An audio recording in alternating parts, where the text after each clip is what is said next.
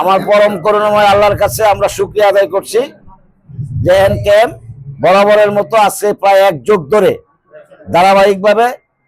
এই ঢাকা বোর্ডের অধীনে দেশসেরা ফলাফল অর্জন করতে সক্ষম হয়েছে।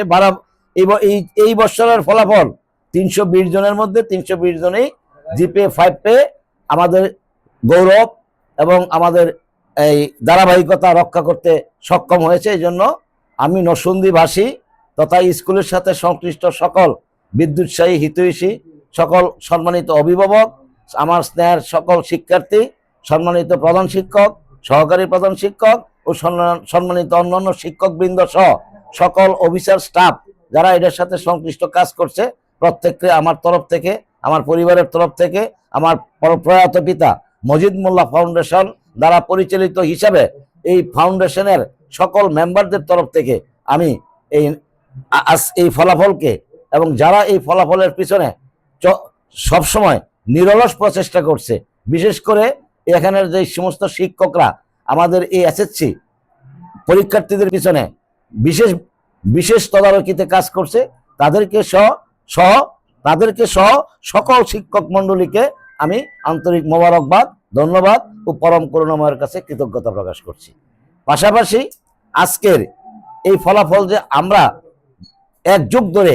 এই ধারাবাহিকতা রক্ষা করে আসছি, সেই জন্য নরসিংদীবাসী আমাদেরকে অনেকভাবে অনেক দিক থেকে আমাদেরকে সহযোগিতা করছে, তাদের সন্তান দিয়ে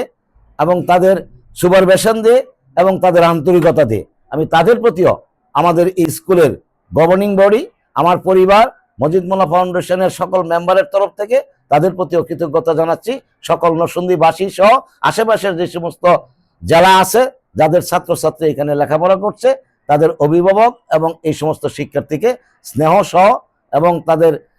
অভিভাবকদেরকে আমরা সম্মান জানাচ্ছি এবং তাদের প্রতি আমরা কৃতজ্ঞতা জানাচ্ছি। পাশাপাশি আজকে যারা মিডিয়াতে আমাদের এই স্কুল বা আমাদের একটা কলেজ আছে, এই স্কুল কলেজের বিভিন্ন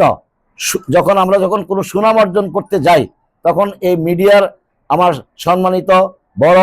আমার সমবয়সী এবং স্নেহের ছোট ভাইয়েরা যেভাবে এটাকে তুলে ধরে বা এইটাকে সামনে আগায় নিয়ে যায়, তাদের প্রতি আমাদের অফুরন্ত কৃতজ্ঞতা রইল এবং তাদের প্রতি আমাদের শ্রদ্ধা ও ভালোবাসা রইল। আজকের এই ফলাফলের পিছনে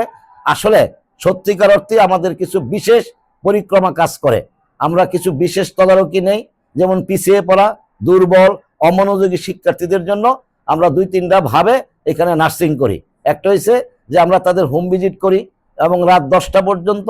একটানা শিক্ষকরা তাদের পিছনে তদারকি করে, আর যারা পিছিয়ে পড়ে তাদেরকে